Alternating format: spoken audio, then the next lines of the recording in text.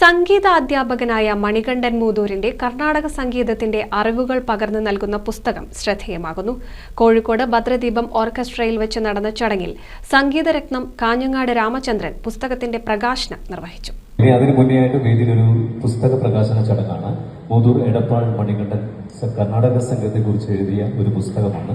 അത് മാഷിക്ക് നൽകിയിട്ടുണ്ട്. അത് പ്രകാശനം ചെയ്യുകയാണ്.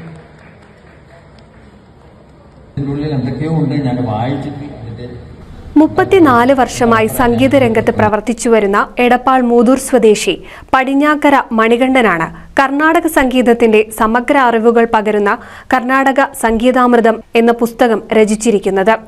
ഗുരുകൂടിയായ കാഞ്ഞങ്ങാട് രാമചന്ദ്രന്റെ ആശീർവാദത്തോടെയാണ് മണികണ്ഠൻ പുസ്തകത്തിന്റെ രചന നിർവഹിച്ചിട്ടുള്ളത്.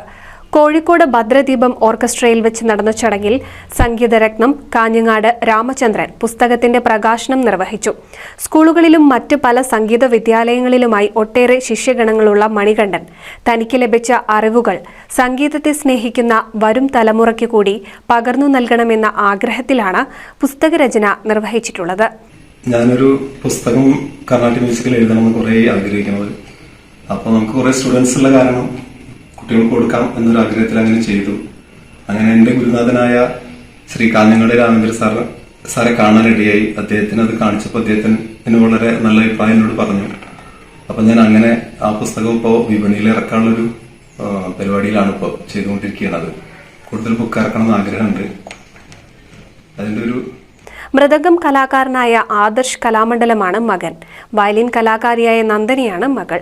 NCV news Edappal. 1000 വിവാഹങ്ങൾക്ക് ഒരേ ഒരു ബ്യൂട്ടി